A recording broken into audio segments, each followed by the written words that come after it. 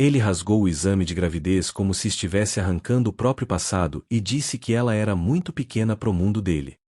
O que ele não imaginava é que o mundo gira, e um dia, seria ele quem pisaria onde jurou nunca voltar. Essa história começa com um desprezo, e termina com a dor de quem achou que o amor podia ser comprado. Comenta aqui embaixo se você é a favor das voltas que o mundo pode dar. E vamos à história. Era como assistir a um rei cuspir na própria coroa. Naquela cobertura luxuosa, cercado de mármore, espelhos e champanhe francês, César segurava o exame de gravidez com a ponta dos dedos, como se fosse lixo contaminado. O silêncio no ambiente era cortado apenas pela respiração contida de Lívia, e pela risada fria que escapou da boca dele, segundos antes de rasgar o papel ao meio. Será que alguém realmente muda quando sobe demais? E até onde o dinheiro pode empurrar uma pessoa para longe daquilo que um dia jurou amar? A resposta está aqui. César não ficou cego por causa da riqueza. Ele só revelou quem sempre foi, alguém que confundia amor com posse, e pobreza com fraqueza. E quando a notícia de que Lívia estava grávida ameaçou sua imagem impecável diante dos investidores e da sociedade, ele não hesitou. Escolheu o prestígio, descartou a verdade, e puxou o primeiro degrau de muitos que o fariam cair. Ela não implorou. Não chorou. Apenas olhou firme para ele e, com a voz embargada mas digna, disse: "Você vai se arrepender." Ele riu de novo. Não era uma risada feliz, era o riso de quem nunca acreditou que o jogo pudesse virar. Só que o mundo gira. Às vezes, devagar como uma ampulheta, outras, como um carro capotando em câmera lenta. Mas vira. Do lado de fora, a cidade não parou. Carros corriam, buzinas soavam, e os prédios pareciam indiferentes ao fim daquela história de amor. Mas dentro de Lívia, algo começava. Algo que César jamais poderia controlar com dinheiro, fama ou status. Ela saiu da cobertura com as mãos no ventre, os olhos para o chão, e o coração já mais forte do que nunca. Agora, era só ela e o filho. Mas às vezes, é exatamente quando a gente está só, que descobre que não está fraco. Só estava cercado demais por quem não sabia o que era amor. O ônibus balançava tanto que Lívia mal conseguia manter os olhos abertos. Na barriga, o filho chutava leve, como se tentasse acordá-la de um sonho ruim que nunca acabava. Ela encostava a testa no vidro sujo, tentando imaginar um futuro que não doesse tanto.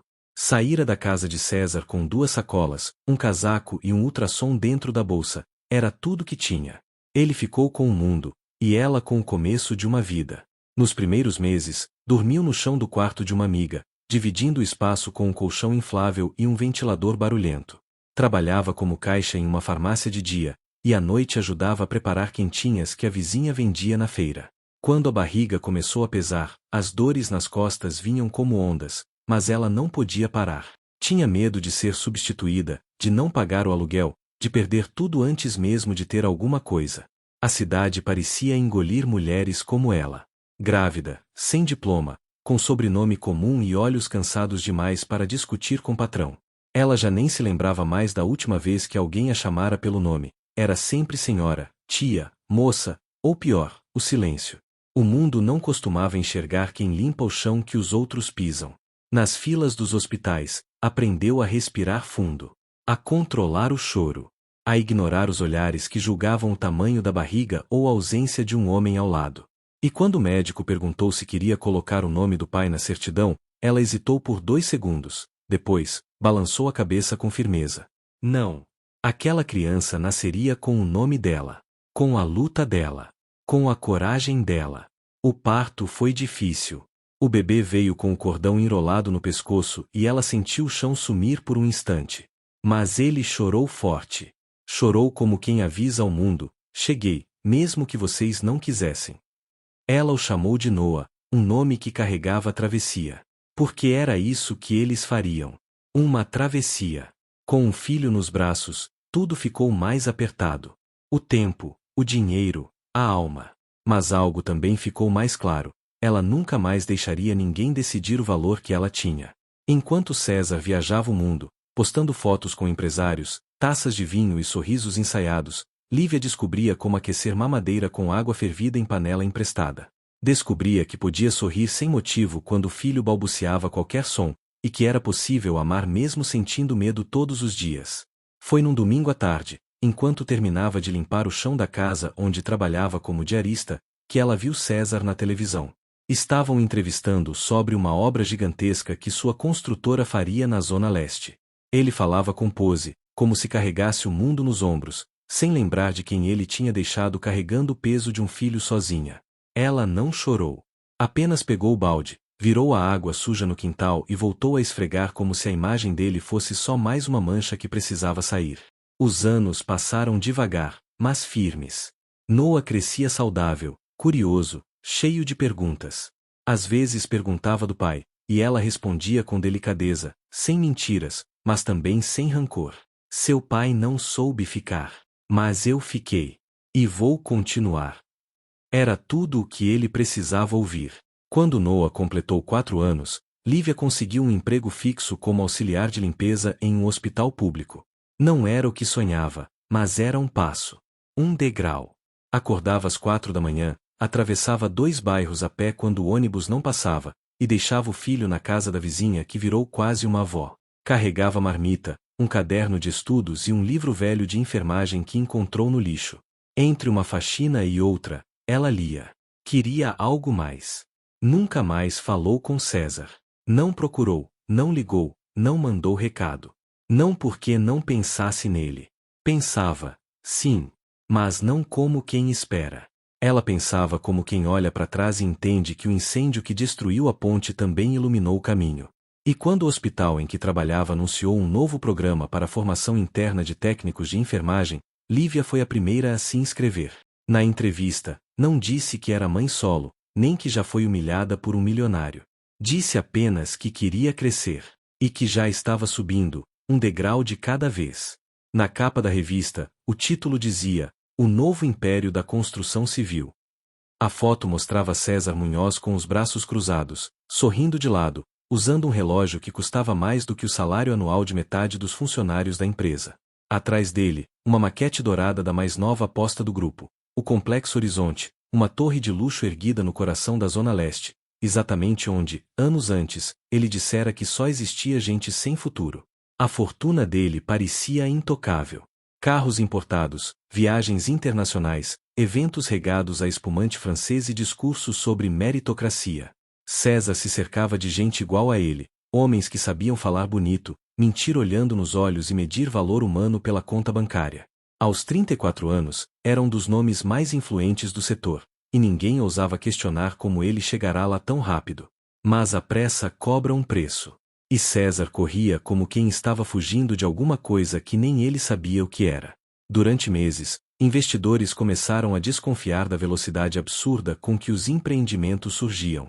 Prédios prontos em tempo recorde, contratos assinados em reuniões secretas, terrenos adquiridos sem licitação clara. Mas César estava ocupado demais dando entrevistas para notar as rachaduras. Preferia os aplausos às planilhas. Até que, em uma manhã abafada de terça-feira, enquanto tomava café na varanda do seu triplex, o celular vibrou com mais força que o normal. Era uma notificação de um portal de notícias. A manchete: Construtora Munhoz é investigada por fraude em contratos públicos. A matéria citava superfaturamento, laranjas, lavagem de dinheiro. O nome dele aparecia no meio como peça central. Nos dias seguintes, tudo desmoronou com velocidade assustadora. Os sócios desapareceram. A conta principal foi bloqueada. Os carros de luxo foram recolhidos como brinquedos quebrados. A imprensa acampou na porta do prédio. E, no ápice da queda, César teve a prisão preventiva decretada. Não foi preso, mas foi proibido de sair do país e de exercer qualquer cargo executivo. Os amigos sumiram. As festas cessaram. Os convites pararam. César, que sempre se orgulhou de ser o centro de tudo, se viu sozinho em um apartamento vazio, ouvindo o próprio eco. O telefone tocava apenas quando era algum credor cobrando uma dívida esquecida. Tentou se defender. Disse que era vítima, que não sabia dos detalhes dos contratos. Mas ninguém acreditou. O mercado, que o ergueu como um herói, agora o arrastava como vilão. E no mundo onde ele vivia, não havia espaço para perdedores. No auge do desespero, tentou vender obras de arte, relógios, qualquer coisa que pudesse virar dinheiro rápido. Mas estava marcado. Ninguém queria se associar a ele. O nome César Munhoz já não era sinônimo de prestígio, e sim de escândalo. E pior, todos acreditavam que ele ainda escondia dinheiro em paraísos fiscais, o que não era verdade. Ele gastou mais do que tinha tentando manter a imagem de sucesso que o sustentava. O que restava agora era poeira. Despejado do triplex, foi obrigado a aceitar a ajuda de um antigo funcionário da obra que, por gratidão, o acolheu por alguns dias em uma pensão simples, na Vila Matilde. César dormia em um beliche, cercado de barulho, cheiro de mofo e uma solidão que doía no osso. Foi nesse cenário que ouviu falar sobre um programa social que oferecia requalificação profissional para pessoas em situação de vulnerabilidade econômica. Ele não se encaixava no perfil, mas era isso ou continuar afundando. Depois de algumas entrevistas, conseguiram para ele uma vaga temporária de estágio técnico em manutenção predial, num hospital público da Zona Leste. Quando recebeu o uniforme bege, dobrado em cima da mesa, César quase riu. Mas não de deboche, de vergonha. Nunca pensou que vestiria algo que não tivesse etiqueta de grife. Mas agora ali estava ele, com um crachá simples pendurado no pescoço e uma mochila emprestada nas costas, entrando pela porta lateral de um hospital onde seria mais um entre tantos que carregavam ferramentas em vez de pastas de couro.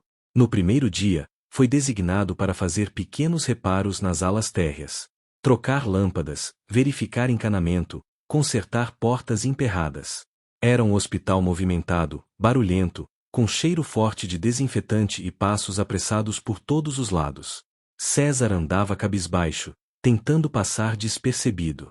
Até que, num fim de expediente, ao entrar na ala de descanso dos funcionários da limpeza, viu uma mulher de costas, lavando as mãos. Ela usava um uniforme azul claro, os cabelos presos em um coque apressado e uma aliança de aço no dedo. Por um segundo, o mundo pareceu parar. Mesmo tantos anos depois, ele reconheceu aquela postura, aquele jeito contido e firme de estar de pé no mundo. Lívia. Ela se virou devagar, os olhos encontrando os dele como se já soubessem. E naquele instante, algo dentro dele quebrou, não como um copo caindo no chão, mas como um vidro que estoura por dentro, em silêncio. Ela não disse nada. Só olhou. Como quem já sabia que aquele momento um dia chegaria, mas não sabia exatamente quando. Os olhos dela estavam diferentes, ainda castanhos, ainda firmes, mas agora mais profundos. Como se carregassem 1000 batalhas travadas em silêncio. César quis falar alguma coisa, qualquer coisa, mas não saiu som. Ele só sentia o coração batendo no lugar errado, como se estivesse tentando escapar pela garganta. Lívia enxugou as mãos com um pano e virou-se de volta para o lavatório, como se ele não estivesse ali. Como se fosse só mais um rosto perdido entre tantos naquele hospital. E era. Agora. Era. Nos dias que se seguiram, César a via de longe. Nos corredores, nas escadas, na área de descanso. Nunca trocavam palavras. Quando os olhares se cruzavam, ela apenas desviava. Não havia desprezo, só uma indiferença dura, como quem decide proteger o que sobrou do próprio peito. E talvez isso fosse pior do que se ela gritasse com ele, o humilhasse, o apontasse. Ela não fez nada. E o nada dela era uma sentença. César passou a evitar os mesmos horários. Chegava mais cedo, almoçava mais tarde. Mas vez ou outra, o destino os encurralava na mesma ala, dividindo o mesmo elevador ou a mesma fila do refeitório. Nessas horas, ele sentia as palavras querendo sair, mas era como tentar gritar debaixo d'água. Uma tarde, quando voltava de uma troca de lâmpada no pronto-socorro, viu Lívia sentada em um banco do pátio externo, com um caderno no colo. Ela estudava, sublinhava trechos, mordia a ponta da caneta. Era a mesma mulher que ele conheceu, determinada, discreta, só que agora mais forte, mais inteira. Ele quis se aproximar, mas não teve coragem. Não depois de tudo. Dias depois, enquanto ajustava uma porta emperrada na sala de descanso da enfermagem, ouviu 2 funcionárias conversando baixinho. Estavam elogiando Lívia, dizendo que ela passaria com folga na prova de técnico.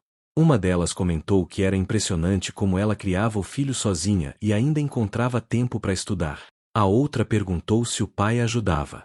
A resposta veio com um riso curto. Não. O pai sumiu antes do menino nascer. Foi como levar um soco no estômago. César sentou-se por um instante, respirando devagar, a chave de fenda ainda na mão. Aquela era a versão dele no mundo agora, um nome ausente numa conversa qualquer. Um homem esquecido. Um erro que ela superou. A verdade o esmagava. Ela não precisava mais dele. Nunca precisou, na verdade. E ele é que nunca soube o que era perder de verdade até perceber que não tinha mais lugar no coração dela, nem de lembrança. Mais tarde, naquele mesmo dia, eles se encontraram sozinhos na sala dos uniformes. Ela entrou procurando uma touca de reposição, e ele estava organizando ferramentas. Era inevitável. Os olhos se encontraram por um segundo. Foi César quem falou primeiro. Lívia. Ela parou, levantando os olhos devagar. Esperou. Silêncio. Ele tentou continuar, mas não sabia como.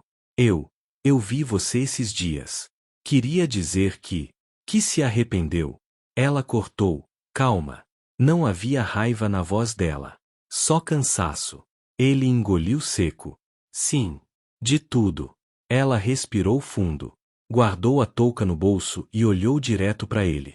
Arrependimento é fácil, César. Difícil foi o que veio depois. O parto.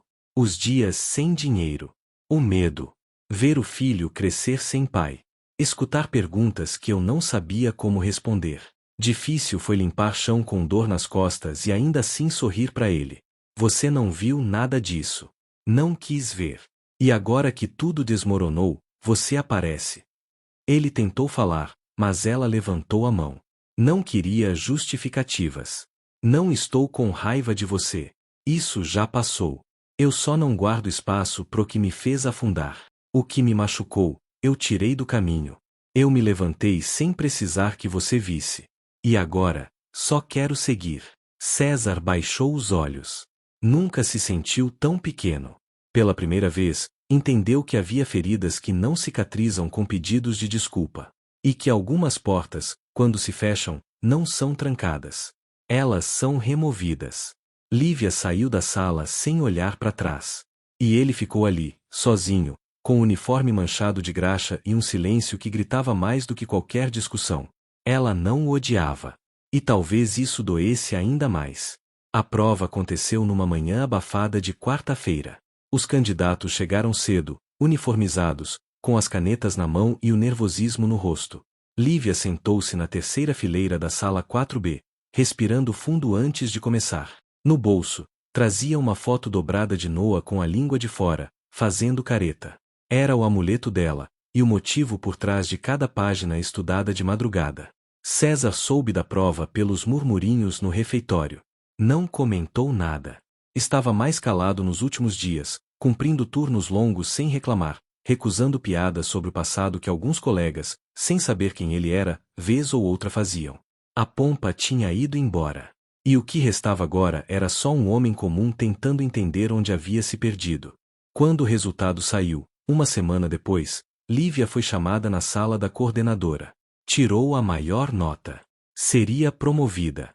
Mudaria de ala. Teria novo crachá, novo salário, novos horários. Mais estabilidade. Mais dignidade. A notícia pegou em silêncio, e ela apenas agradeceu, com um sorriso curto, mas firme.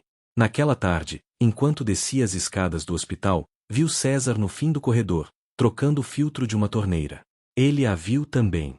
Mas, dessa vez, não tentou se aproximar. Só assentiu com a cabeça, como quem reconhece uma vitória que não é sua, mas que foi merecida. Ela não respondeu, mas também não desviou o olhar. Dias depois, já na nova função, Lívia foi chamada para acompanhar um mutirão de exames comunitários no mesmo bairro onde cresceu. Passou pelo antigo mercadinho da esquina, viu o ponto de ônibus onde esperava com Noah no colo, e reconheceu a sombra da antiga Lívia que lutava com fome e esperança ao mesmo tempo. Entrou no carro e respirou fundo. Ela tinha vencido. Não da forma que César conhecia, com palcos e aplausos, mas da forma mais rara, de dentro para fora. Noah agora tinha 7 anos. Gostava de desenhar e dizer que queria ser médico de astronauta. Ela ria disso, sem nunca corrigir. Deixava ele sonhar alto, porque sabia o que era ter o céu negado. Numa manhã, ele chegou da escola com uma dúvida. Mãe, por que meu pai nunca me visitou? Ela parou, sentou-se com ele na varanda e pensou por um instante. Depois respondeu. Porque ele não sabia como ser pai, filho. Mas você não tem culpa disso. E eu tô aqui. Sempre estive. Noa assentiu, meio triste, meio conformado. E ela, ao vê-lo assim, entendeu de vez. Não precisava que César pedisse perdão para ela. O verdadeiro pedido seria construir um futuro onde o filho deles não carregasse as dores que eles viveram. E César ainda trabalhava no hospital. Não com orgulho, mas com constância. Começou a guardar dinheiro, estudar durante a noite, aprender a viver no mundo que antes desprezava. Às vezes observava as mães entrando com os filhos pela recepção e pensava em Noa. Imaginava o rosto dele. Nunca o viu, mas carregava o peso disso todos os dias. Um mês depois, ele pediu a coordenação para ser transferido para outro setor. Queria dar espaço. Sabia que a presença dele não era um pedido de volta, era uma lembrança. E algumas feridas não precisam ser reabertas para serem respeitadas. Antes de sair, deixou um envelope na sala da supervisora de Lívia. Dentro, havia uma carta escrita à mão. Lívia, eu entendi tarde demais. E talvez seja justo que seja assim. Não escrevo para pedir nada, nem para tentar consertar o que não pode ser consertado. Escrevo só para dizer que eu vi. Vi a mulher que você se tornou. A mãe. A força. E me envergonho do que fiz com você, com ele, e comigo mesmo. Se um dia ele quiser me conhecer, estarei pronto para ouvir tudo em silêncio. Se não quiser, entenderei também. Espero que ele cresça com o coração leve, porque você o criou com tudo o que eu não tive coragem de ser. Obrigado por ter seguido, mesmo quando eu tentei te derrubar. César. Lívia leu a carta sentada na cama, com Noa dormindo ao lado. Não chorou.